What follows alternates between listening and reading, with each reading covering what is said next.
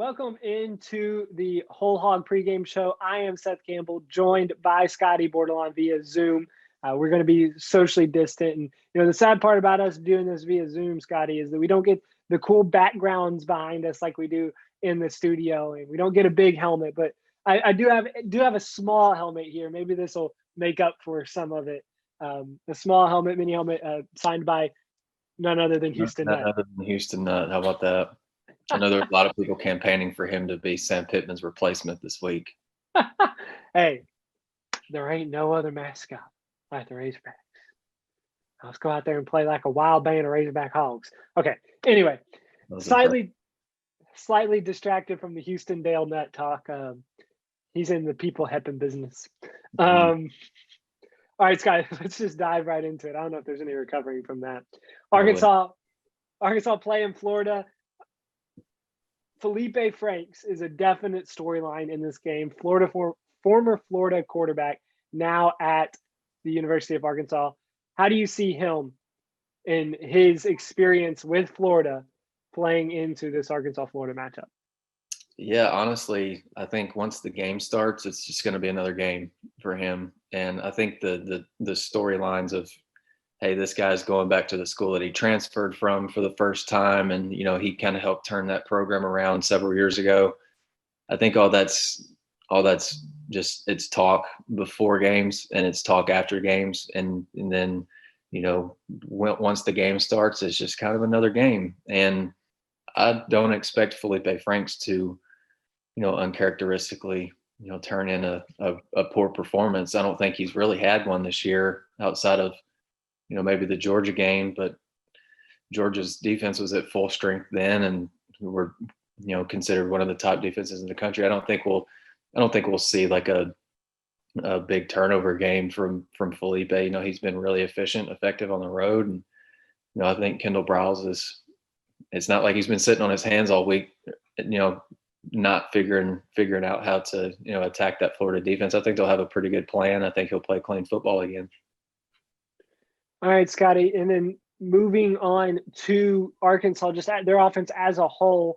If you look at any kind of weakness in the Florida defense, their front seven is fantastic. Probably one of the best that Arkansas will see all year long. They have had to face Georgia, and they will have to face Alabama, and that's the jury is still out. When Arkansas gets to Alabama, if they get to Alabama, what the team will look like then. But if there was any weakness for the Gators, it kind of looks like their secondary. There were some open passes that Georgia just missed, whether that be Stetson Bennett or the fact that the quarterback just couldn't find the receivers. How can Arkansas exploit that weakness against the Gators? Yeah, I think it's interesting because, I think you make a good point with Florida's secondary. There were some openings in the back end of that defense. To me, though, just watching Florida a little bit earlier in the year, I remember South Carolina went to the Swamp early in the year. They had pretty good success running the ball. Texas A&M did too. They rushed for over 200 yards against Florida. Yeah, Ole Miss ran for 170 yards and 2 touchdowns. Texas A&M ran for 205 yards. Georgia ran for 165. So I think Arkansas is honestly, they've got a pretty good shot, considering how the offensive line has played the last 2 weeks. Arkansas has run for 190 plus yards the last 2 weeks. And you combine that with, maybe a few holes in Florida's defense, in terms of the run game. I think Arkansas has got a pretty good shot to, maybe keep things really balanced offensively. And it wouldn't surprise me, if Traylon Burks could get into the running game, certainly. But I think Traylon Smith and Rakeem Boyd could, combined to, have a pretty solid game like they did last week. And then flipping over to the other side, this is an impossible question for Barry Odom. So I believe this will probably be an impossible question for you as well, but I'm going to ask it anyway. How do you stop Kyle Trask in the Florida offense? I don't know. I don't know how you do it. I think we're probably going to see some of the same principles that we saw against Ole Miss. I think try to get pressure with 3 if you can. Every now and then you'll probably send 4 or 5 guys, maybe to try to knock the quarterback off his spot. But I think the key thing is you can't let Florida get going on the ground at all. And I think Florida's only rushed for over 100 yards twice through 5 games this year. So their run game is clearly not what they want to do. But if you get Kyle Trask going, and then you get that running game going, that's nightmarish for Arkansas. But I think you'll probably see some unique blitzes, some unique fronts and stunts and twists and all those football guy terms that defensive coordinators like to throw out there. I think you'll see some of that. I think they're just going to try to make Kyle Trask as uncomfortable as possible. And I think Jonathan Marshall's up for the task. He's just fine with making anybody uncomfortable. For sure. All right. Well, we'll wrap up here, Scottie. Prediction time. Are you going to wear the mini helmet here on the WholeHog pregame show for the major upset, or are you going to go with the Gators? Yeah, I'm not going to put any headgear on this week. I think Florida's going to win 37-21. I just don't think Arkansas can score with Florida at this rate. I think Arkansas's defense is, I wouldn't be surprised if Arkansas's defense gave Florida some fits right off the bat, and I don't know. I think Kyle Trask, I think he's a legitimate Heisman candidate. I think Kyle Pitts is legitimate Biletnikoff Award candidate and Mackey Award frontrunner. I think he's if Kyle Pitts plays, I feel comfortable with saying that I think this could be the first week that Arkansas doesn't cover the spread. I think Florida's offense is that good, but it's not just Kyle Pitts, man. Like, it's the Gamble kid, the Tony kid at receiver. Like, Florida's Florida when it comes to athletes. Like, they're not short on guys that can run fast, make guys miss, and defensively they got freaks all over. So it's gonna be an interesting game. I think if Feleipe Franks can keep his emotions in check, play clean football, I think Arkansas is going to have a shot. But I think Florida's offense just way too good. All right. Well, Scottie, thanks so much for joining us here on the WholeHog pregame show. And don't go anywhere, because after this short break, we're going to have Matt Jones on to talk a little bit more about the Florida Gators and then give his prediction.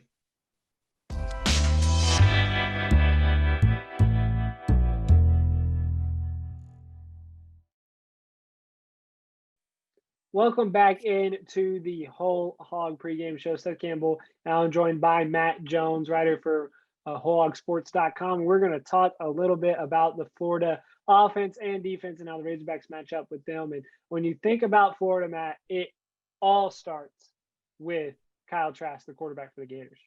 Yeah, he's really good, isn't he? I mean, he's probably, if he's not the Heisman front runner, he's going to be, probably one of the 4 or 5 who get an invitation to New York this year, unless things just completely fall apart on him at the end of the year. He's been so good for him.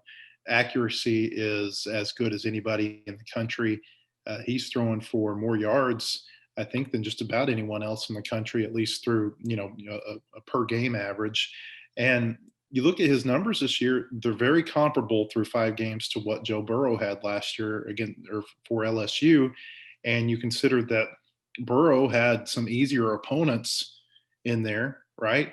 Florida's playing all SEC teams. And so what he's done this year has been really good. To me, it's been unexpected. He obviously got a lot better as the year went on last year for Florida. Got him to the Orange Bowl. They won that game over Virginia. But I just think what he's done this year has been – everybody talks about Arkansas being the surprise in the SEC, and that's probably true based on where the Razorbacks were picked. But right there underneath what Sam Pittman's done with the Razorbacks has been how well Kyle Trask and that Florida offense has played. They're maybe the best offense in the league right now. Alabama could say something about that, but you're not going to find many teams that are better than Florida, especially when they have Kyle Pitts playing.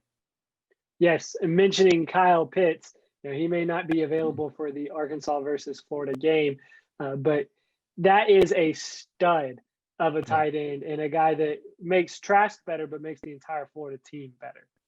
Yeah, I mean, he's probably the best tight end in college football this year. You watch their games, and they're putting up graphics on ESPN in week 2 these are the highest paid tight ends in the National Football League.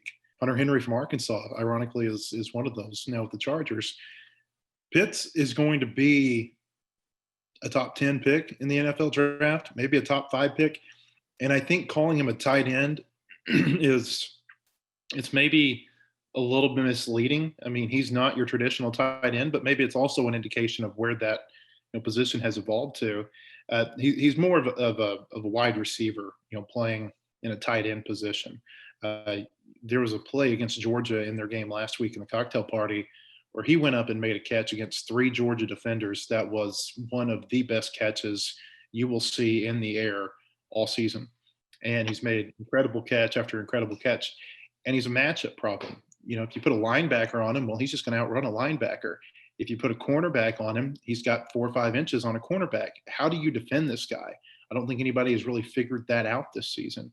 And you think about the Georgia game last week, he had 2 big catches before he got knocked out of that game. And so I don't know how you defend him. And, Barry Odom this year, he's been presented with that question on multiple occasions. How do you defend KJ Costello, who threw for 623 yards the week before against LSU? Well, you drop 8 back and in zone coverage, and you make him be patient with the underneath stuff and then wait for him to make a mistake deep. How do you defend Matt Corral and that Ole Miss offense that was averaging 43 points a game when they came to Fayetteville? Pretty much the same way. And so I would assume we'll probably see Arkansas do some of that this week against Florida. But one of the interesting things is, if Kyle Pitts can play, how do you defend Kyle Pitts? I don't think anybody has found a way to do it this year. Does Arkansas have the secret recipe to slow him down? That'll be interesting to watch if he can play. But I think it's certainly questionable he'll play. And I think in a year like this, Florida's in a championship race. But for him, with the NFL stock, I don't think you rush him back. And certainly with a head injury, which is what most people think he's dealing with because of the hit he took against Georgia, there are protocols in place, concussion protocol that he's got to pass. But it's going to be very interesting to see if he can play Saturday night. And if he does, he makes that offense so much better. Yeah, the Florida offense just goes when they have Kyle Pitts there. And you mentioned it a little bit, but just to dive just a little bit deeper, Matt, even if Pitts doesn't play, how do the Razorbacks limit the weapons that Florida has and limit Trask? Well, I don't know. I mean, I would think that their bread and butter this year seems to be that drop 8, rush 3, right? I mean, that's when they've had their most success this year. That's what they've been doing. Against A&M, it was just a little bit different because, Kellen Mond, number 1, had a phenomenal day passing the ball. Everything was spot on. But A&M was also able to run enough that they were able to keep Arkansas off balance in that game, right? Very balanced, probably the most balanced, offensive performance we've seen against the Razorbacks this year. Real close to 50-50 run and pass in that game down in College Station. Florida doesn't run the ball as much. They throw the ball about 56 to 57% of the time. And they're not taking a lot of snaps, which tells you that they're getting a lot of big plays in their passing game, especially when you look at, I think they're averaging something like 42, 43 points a game going into this game this week. So I don't know how you defend them. I would assume that Barry Odom just goes back to what's been, his most effective defense all year, which is the drop 8, rush 3. But that's not necessarily, a magic ingredient that's going to beat every team. I think that, for Arkansas to win, they're going to have to do a really good job of tackling. Florida, they throw a lot of deep passes, but they're not just chucking it deep every play.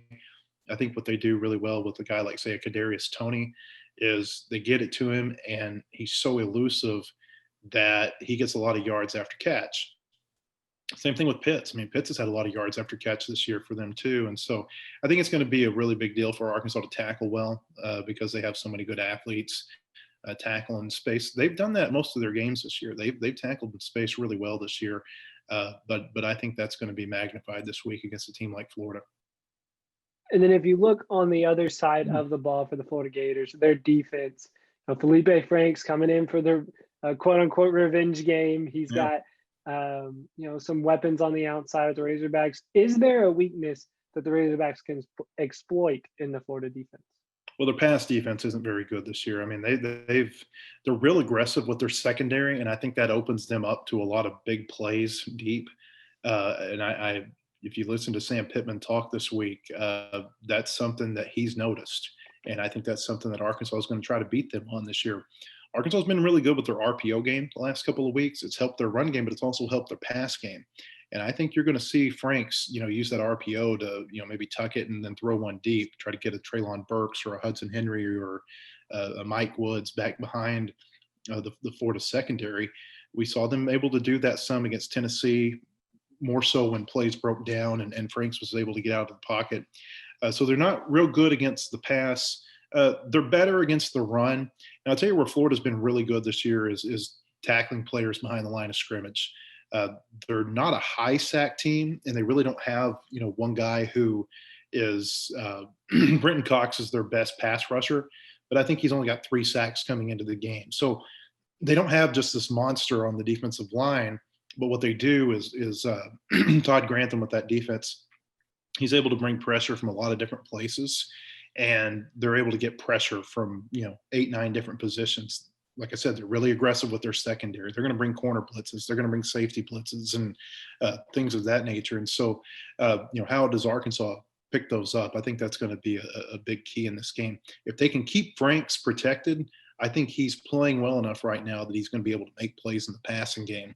The real issue or the real question is how much can Arkansas slow down Florida's offense, which turns around to Arkansas's offense. How many points do they have to score? I think they might have to score quite a bit to stay in this one. All right, Matt, and then we'll wrap it up here with this. What's your prediction? Arkansas traveling into Florida, a top 10 ranked Florida team, one of the best Florida teams that the Gators have had, maybe this decade, maybe all the way back since 2009 with the Tim Tebow teams. What do you think from this Gators and from this Arkansas versus Florida matchup? Yeah, Jim McElwain got him to Atlanta a couple of times in 2015 and 16, but I don't think anybody really thinks those were very good Florida teams. I think you do have to go back to Urban Meyer's final years at Florida to find a team that's as good as what Dan Mullen has been playing right now. And, that's no big irony, right? I mean, that's why they brought Dan Mullen back, was because he had been such a key piece of those teams that won national championships with Urban Meyer. I think Florida wins. I think they probably win pretty convincingly in terms of the final score. I'm thinking something, in the range of 45-24. I just don't know that Arkansas can slow them down enough. You saw what Texas A&M did with a lesser offense against the Razorbacks a couple of weeks ago.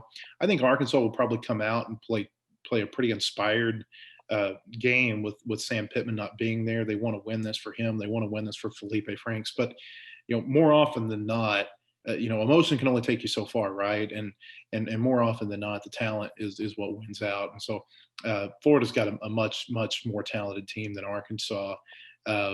And I think when Arkansas goes back there in 2023, maybe it's different. Maybe it's a different story. Maybe Arkansas has caught them some in recruiting. But right now, I just think Florida's playing so well. When you see what they did against Georgia in the first half last week, how can you pick them to lose to just about anyone? I mean, if they play Alabama like they played Georgia in the first week last week, I think they might beat Alabama. So this is a really good Florida team. They're hot, and they got something to play for. They're in the driver's seat now in the SEC East. They haven't been there in a few years, and I think you're going to get a really inspired effort from them on their home field. I think something that you said last week, Matt, in the WholeHog pregame show still rings true to this week and really throughout the entire season. Arkansas's defense has been a strength of the team. In Arkansas, if you're going to pick Arkansas to win games, you got to have games that the opposing team, at max is going to score 28 points. Just the way that not that the offense has been bad, but just the fact that the way that things have worked out this year. So I think that it's just so hard to limit Florida. They are just so good offensively that, even Arkansas could probably hang, 28 points on them on offense. But the problem is that they're just so good defense or offensively that, 35, 42, that's a average day for the Florida Gators. So I think that they are, like you said, just a little too potent on the offensive side for the Razorbacks to keep up in this game, in this matchup this year. Yeah. And sometimes it's not about holding the other team down. Sometimes it's about what the defense can do, whether they get you the points. I mean, at Mississippi State, Joe Fouché had Greg Brooks had a pick six early in that game, and that was the winning margin. Or against Ole Miss, Arkansas took 2 interceptions back, and they end up winning by 2 touchdowns. And so, Arkansas hasn't really been forcing a lot of turnovers lately. They didn't force anything until the fourth quarter against Tennessee. One of them was on the final play of the game. Can they get back to that point, forcing turnovers, putting their offense in a better situation? The offense hasn't been turning it over, and so they've been able to stay in these games of late. But they need to get back to that point, I think, of their defense creating some turnovers. And Florida, to this point in the year, they just haven't been, they haven't been very charitable with the ball. No, but the Razorbacks are going to hope that they're in the giving spirit. Maybe Christmas came early for the Florida Gators. All right. Well, Matt, thanks so much for joining us here on the WholeHog pregame show.